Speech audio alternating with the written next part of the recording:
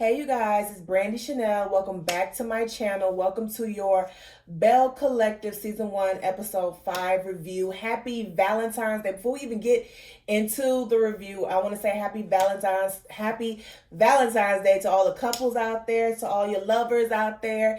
I don't know if y'all can see, but there goes my little Valentine's Day gift from the hubby. He did very, very well. You know, I'm in Texas and it's snowing and all kind of craziness going on here, and we pretty much confined to the house. So, I'm gonna cook us up a little dinner. We're gonna watch the movie Judas and the Black Messiah later on. I think that's what we're gonna watch. And we're just gonna chill inside the house because this Texas weather all of a sudden want to snow. So it's all right. But without further ado, let's go ahead and get into the review. Okay, so Letitia's brunch. So the episode starts off where the last episode ended, and we're at Letitia's emergency brunch. Kaylon tells Marie to come here, okay? And listen, like I said in the last review, Kaylon had no business being there, period, okay? I don't understand why Antoinette brought her there. That was not... If she wasn't just going to sit there, be quiet, and just get educated and just have these women speak on their experiences without her getting offended, then she should have just sat there and she should have just not been there, period. If she wasn't mature enough to handle it. And of course, I'm not a big fan of Marie and how she's behaved so far in the season, but I was totally 100% with her. I wouldn't have approached a situation like she did, but I was 100% with her. Like, I was like, no, motherfucker, this ain't about you.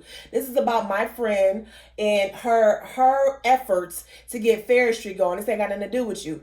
And so when Kaylon told Marie to come here, and Marie was like, this ain't the slaves, and all this, that, and third. I didn't take it as a racist comment, even though her actions was pretty racist to me.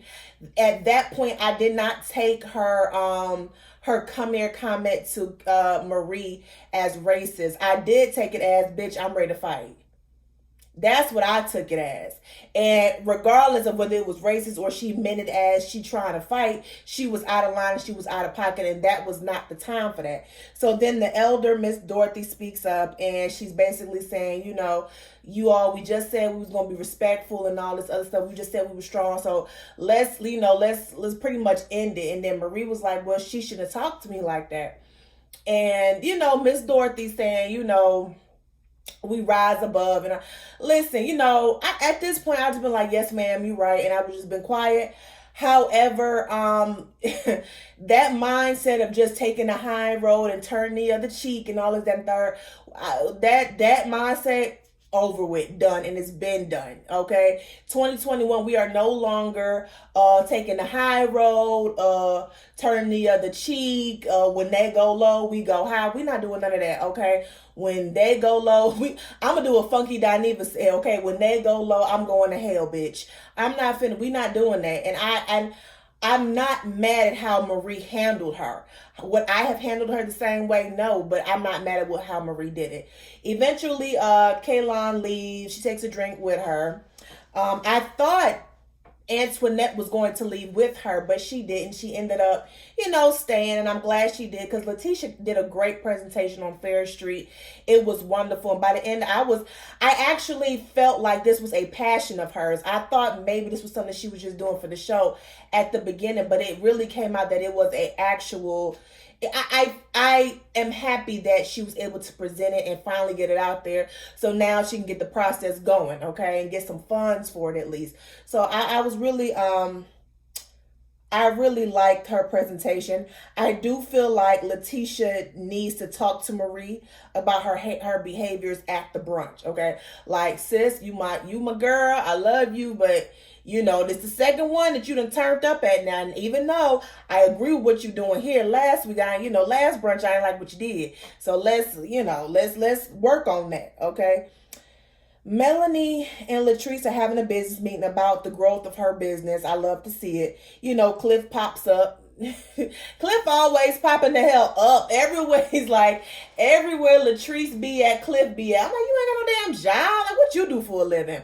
But I think he was there to take her out to dinner, and he ends up telling her about her brother, what was his name? God, what was his name? It's here somewhere. Her brother Derek is. I think his name is Derek. Yeah, he ends up telling him about her brother Derek, that he got married.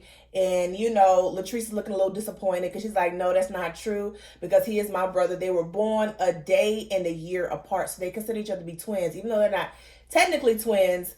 They're close in age, so she considers him to be, like they're twins, they're close. And Latrice has a very interesting story. That's what I'm growing to like about Belle Collective and some in these Carlo King shows on OWN.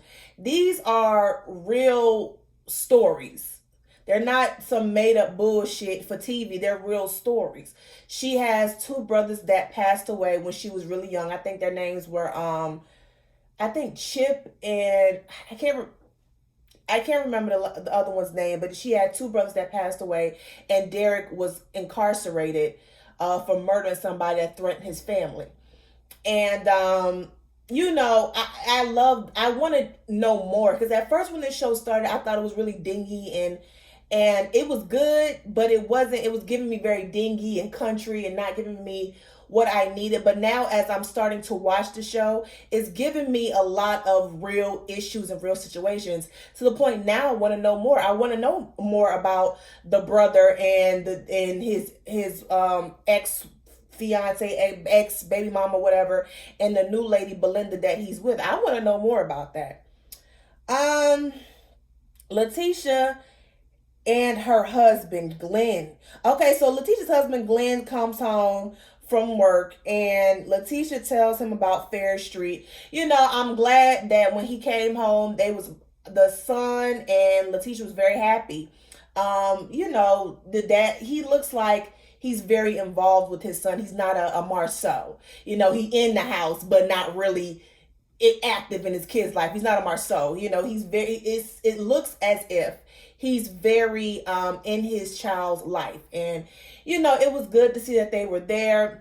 Letitia starts telling him about Fair Street and her meeting with the councilman, and and she says she gets emotional, and he states that he's with her 100%. He's proud of her, see what she's trying to do. Then she breaks it down and tells him that, hey, listen, I have a plan for Fair Street. This is my passion. This is what I want to do. I'm not going to be able to get you. I'm not going to be able to do what you want me to do. This all housewife work, which we'll get into a little later. But, she was basically telling him, she's basically giving him a heads up. Like, I'm not going to be wifey all the time now that you're home. I'm not going to be wifey all the time. So, you're going to have to fend for yourself. Like, and he's, he stated that, he know what he brings to the table. And he says he's a king and he should be treated as such. Sir. Now, sir, okay, you have committed adultery before. You've cheated before. So you saying what you bring to the table, like what is it exactly do you bring to the table? Are you talking about finances? Are you working? Is that what you're saying? Because at the end of the day, Letitia is working too. She's a business owner. She has her own business. So the same thing you're bringing to the table, she's bringing to the table. But yet you were able to go out and cheat and she wasn't. So this whole you should be treated like a king for what? Because you were out doing what you're supposed to be doing in the first place. Like I don't know. Listen, I'm getting on my rants, but I don't know why these men want to be treated like, because I go out and I work and I raise my kids, that I should be treated on this high standard. No, nigga. Especially if you cheated before. Like, you've cheated. So you don't get to demand being treated like a king. You don't. You know what I'm saying? You got to earn that shit back. You got to you got to earn that shit. Okay? So this whole I should be treated like king, no, motherfucker. You should come home. I'll do what I need to do, but I'm going to focus on me too. But we'll get into all that later on. Jumping the gun. Kaylon meets with Antoinette at her little dental practice. We all know Antoinette is building a dental practice, and she's in the process of doing that. And Kaylon come over there. Carlos, I don't want to see Kaylon next season. I don't want to see her. Like, why are you trying to make her the Kim Zolciak of Belle Collective? Y'all know Kim, and I loved Kim and Nene's, friendship over the years. But at some point, Kim just became the white woman, the token white woman that was just there, and she really didn't need to be there. Like, she didn't. We had a few seasons without Kim, and it was very successful. So I don't see why we need the token white woman there. I don't. I don't want to see Kaylon next season. I don't. I really, really don't. Antoinette has had a sip and see, and she's trying to get she's trying to build her practice, as much as she can within a month, because she wants to have a sip and see. For what? Like, this this is the countryside of shit, because I feel like sometimes as people, from the South, we come into some money and we start building our own practices and things of that nature. We want to show people what we got. We want to be gaudy. Establish your business first. Get it built up first, and then have people come when it's all done so they can see all the hard work you put into. We ain't got to do this sip and see shit. For what? For what? Kaylon and Antoinette have a conversation, and Antoinette's gonna get on my nerves, because I feel like what Antoinette said in her confessionals is what she should have said to Kaylon, which is, it wasn't about you. And you shouldn't have taken it so personal, and you shouldn't have made that whole situation about you. That's what she should have said. Not that I understand, I'm gonna coddle you, little white woman. No, that's not what we doing, okay? We're not fucking doing that, okay? Keep it real with her. If she's gonna be your friend, if she's, your white friend that you want to keep around, she's gonna have to be open to these types of conversations, okay? And not take shit so fucking personally. Like I said, I don't want to see her next season. I don't. Okay, so moving on. Letitia is on the phone. She's in her room. I guess you want to say her business room. She has all these sticky notes on the wall, like affirmations and things of that nature. And she's on the business calls, making things happen for Fair Street. Her husband her husband is downstairs, and he looking through the camera like, ain't no motherfucking food in here. Like, and this is where I will agree with him with, okay? When he opened up them counters look like them, the counters, the cabinets, that's what I'm going to say. This shit looked brand new. Like, it wasn't no food in there, wasn't no fruit snacks, no granola bars, no Nutri-Grain bars, no cookies, no, wasn't even no damn seasonings in the damn cabinet. So I'm like, what the fuck is going on here? Like, girl, like, so, and then when he opened up the refrigerator, you see a little soda, a little wine, a little something here and there, like, but you're not really seeing nothing in the refrigerator. So I'm kind of with him, like, girl, you could at least, cooked some meals. This is like, listen, if I had this type of money, what I would have done is, if I know my husband coming home for 2 weeks or whatever, 14 days, I would have brought some of his favorite foods. I would have had somebody else, cater or somebody, to go ahead and cook them up, store them in the damn refrigerator, so then he could just pull one out, stick it in the oven, and there you go. You like steak and potatoes? It's already done for you, okay? The catering company already did it for you. Take it out, put it in the oven or put it in the microwave and get it. That's where I will agree. So, Letitia, you should have, prepared a little better. However, listen, the days of you sitting at home and waiting for your woman to cook for you are done, and they're over, in my opinion, okay? Because I'm so glad, and my husband is not perfect. He is not perfect. I cussed him out many a days. But one thing he will not do is wait on me to do a motherfucking thing, okay? Because he know I'm not going to wait on him. So why would you wait on me? Like, had I not cooked breakfast this morning, he would have got his ass up and scrambled some eggs at least, okay? So I didn't really get it or understand why he just didn't order something or go down the street to the Piggly Wiggly and picked him up some food. He go in there. She's making calls. He go in there like, what the hell? And then she's on her calls. He go in the damn room and start vacuuming right next to the room. And now you know he being petty and you know he being childish when he doing it because the floor don't even look dirty. Then he got his damn shoes on while he vacuuming. So he just at this point you just being childish because you're not getting your way. It has nothing to do with the food. Her attention is not totally on you. Nigga, if you don't take your ass down the street and go get you something to fucking eat, I don't understand how men will stay in the house all day and wait for somebody to do something for them. That is crazy. So I wrote a whole bunch of notes down. I'm getting from my notes. So she, ends her calls. He come in there. He's like, what you doing? Why ain't no food in the house? And she like, there's some bologna in there. There's some ham in there. There's some hot dogs in there. And to me, it's like, okay, if you saying you hungry, go down there, go fix you some hot dogs. I don't know about no damn bologna. I ain't had bologna in years, but go there and fix you some goddamn hot dogs. And he's like, do I look like I want hot dogs? I want steak, yams, and potatoes and all. Bitch, go get you some. Like, go get it. Go get it. Go get it. And, he's saying he doing everything. And I'm just like, you're not even home majority of the year. So when you're not home, who do you think is holding it down at the house? Not only working, but also keeping the house up and raising your son. Who do you think's doing that when you out working and stuff like that? And she is. So you're not doing everything by yourself. And then now you want kudos for fucking vacuuming and having to get your own food. No, that's not a woman thing. That's not a wife thing. That's not nothing. That's human things, okay? Like, bruh, like ain't nobody finna sit up and wait on you hand and foot. I like how Letitia handled him. I really, really do. This is where Drew and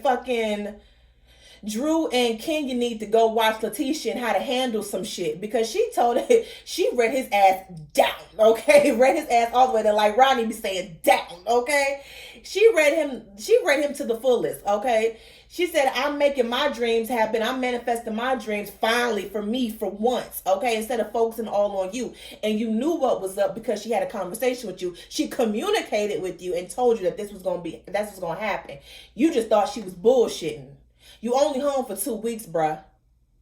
Oh, like, and then you go back to work, and then she's left handling things on her own while you're gone.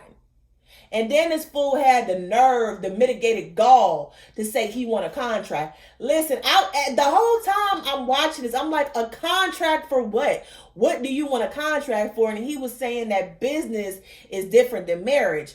So I'm like, you can't possibly want a contract for keeping your business, keeping whatever little money you got, because I don't want to say this, but from how things look in their relationship, I think that Letitia makes more money than he do. So I don't know whether he want a contract to see if he can get some of her money in case something happened, or just to keep whatever he has just in case they separate and get a divorce. Either way it go, I need to see, I want to know what the contract is for. And Letitia gets all upset, but she didn't ask the question, what is it for? And then she brings up a proposal. Like, bitch, no, this is the wrong time to bring up a damn proposal. I wouldn't even want to be married to this man a second time if that's how he gonna act when I'm trying to, manifest my dreams and get my career going. So, and child, he was a whole mess. It was a mess, baby. But Letitia got him all the way together. She did get him all the way together. So we're at Latrice's house. She's having like a little memorial service that she has every year for her brothers that passed. Cliff is the one who got everything together. Like he's the one that came up with the idea of planting the trees, the two plants, in memory of the two brothers. And I thought that was really nice. You see her family there. You see her mama and her brother Derek there. And it was a really nice, it was really nice. I actually kind of teared up a little bit while her and her brother was talking and while they were making the speeches with the plans. I kind of teared up a little bit. Melanie was there and Antoinette was there. I'm glad she had friends there with her. It looked, I enjoyed it. I enjoyed it, but I enjoyed seeing it and watching it. I teared up a little bit because it's to lose family like that. She lost two brothers, and then she had a brother that went to jail, and they not getting along right now. So I get it. So as they're making their speeches about, the brothers that they lost, it's time for Derek to speak, and Derek don't want to speak. He just walks off. And her and her brother have a talk. And so the thing with Latrice and her brother Derek is that he has a new woman named Melinda. I don't know. And the family is close with his ex baby mama. I cannot remember her name. His ex, who is his baby mama. Like I said, I want to know more because I'm trying to figure out why his baby mama and his child is out on the street. Like that's what I want to know for sure. Like this is what I want to know. Like, why is they out on the street? Now I don't know whether they're out on the street because when he went to jail, like they wasn't able to fend for themselves, but I guess they're living with his mom now, and every time he come around he got to see them. And I get what he's saying, but I want to know some more about that. I want to know some more with that story. So I hopefully, as the season continues, as the show continues, we get to know more. But I agree with him. I agree with him to a certain extent. I went to jail trying to, standing up for my family, defending my family. And when I come home, I just want to live my life with the person who I choose to be with. And you just go, and I think they just all need to support him in that. I did like that him and his sister had a conversation. It did get emotional, and I think that's to be expected because you can tell that they both love each other. He was trying to be hard and be stoic and try to remain mad, but when she started crying, I think he broke all that down because he could not remain mad with her, and I was glad to see it. They had a good conversation. So that's the end of Belle Collective, you all. Let me know down in the comments. I'm gonna ask some questions. Like, do y'all think Letitia's husband was out of line for asking for the contract? Do you think he had a point when he was mad about the food? Do you agree with Letitia and agree with her that I have to make time for myself? I've been helping you out all this time. I'm finally doing something for me, and you need to support me. Do you agree with that? Do you agree with Latrice's brother that, he should be able to live his life and be with whoever you want to be with, especially since he spent so much time in jail, defending his family? Do you agree with Latrice that, she should be in all his affairs and everything in his business? Like, what do y'all, just let me know down at the bottom how y'all feel down in the comment section. Don't forget to like, share, comment, subscribe to my channel. You guys have a great day.